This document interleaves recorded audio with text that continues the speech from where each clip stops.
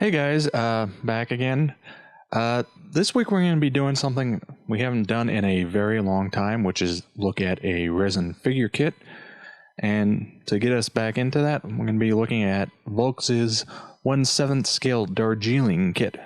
So let's open her on up and take a look. Now, before I get going though, one thing I want to remark, and I don't normally do this, is on the boxing for the kit. It's a thin plastic sheeting. This is my one major complaint with this kit, is that this type of boxing does not offer a lot of protection and support for it.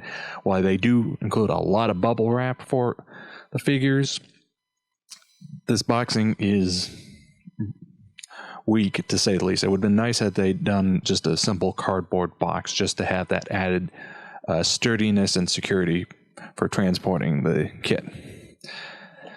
So I'll get that out of the way. You do get a nice sheet of decals for the eyes and some of the other details on the cup that comes with the kit. So let's get into the parts themselves. Now, overall, the casting quality on these parts are very good. And let me adjust the light a little so it's not necessarily so bright. Not going to be fortunately able to do much, but casting is very good. There's, at least to my eye, no major bubbles or issues that will need to be cleaned up. Obviously, still need to clean up the pour stub.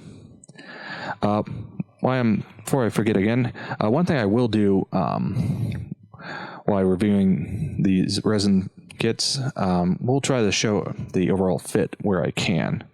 Continuing on with the front hair folks, again, no real issue here.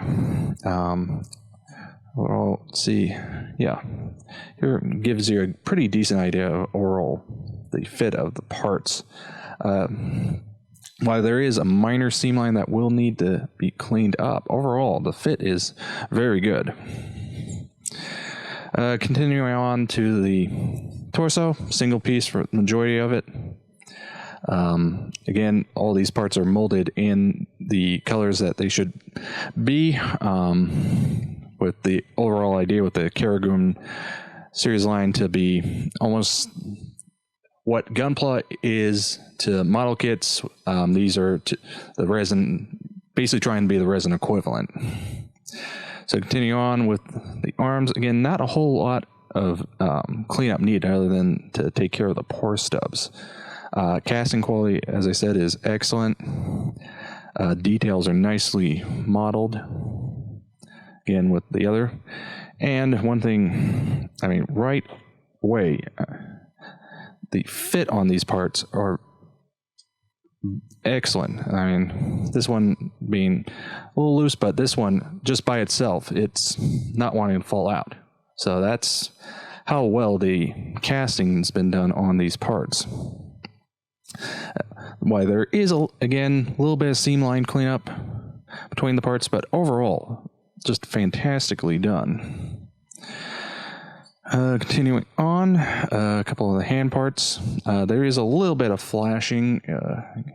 Fortunately, the lighting is not wanting to cooperate with me. See if that helps. If I can get the camera to focus. But there is a little bit of flashing, at least on my copy, that's going to need some cleanup. And there is just a hair bit more seam lining, mold lines. In fact, overall, looking at the kit, and I'm actually gonna turn one of the lights off, see if that helps. It does a little, but here on the leg, overall, this is the only part that I found that had any significant mold lines that are going to need to be cleaned up on the entire kit, which is absolutely fantastic, as that's one of the things with resin kits is you do need to do a fair bit of cleanup. Now continue on, since she is wearing a skirt, obviously you get her underwear and torso. And again, the fit on these parts are excellent. One of the best resin kit in terms of fit that I have encountered. Moving on to her head and face. Again, sculpting has been done very well. Fortunately, again, lights are not cooperating me this afternoon.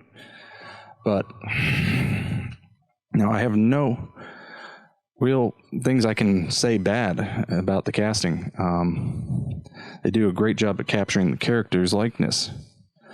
Now, the skirt is where I do have some issue. There's a lot more cleanup going to need to be done on this one between pore stubs and a little bit of what looks like the mold the casting not fully taking and leading to some issues that will need to be cleaned up, which is unfortunate, but doable. All right, next, another problem I had that at least that I found is here on the mug. Again, similar issue on the skirt. And this also, they didn't open up the hole for the handle. So that is something to be aware of. You'll have to do. But overall, the kit is basically issue free. Getting on to her cuffs. I mean, Volks has done a terrific job on providing us with a very easy to build, non-issue kit. And a little bit of seam mold lining here on the boots that will need to be cleaned up, but overall, very low issue.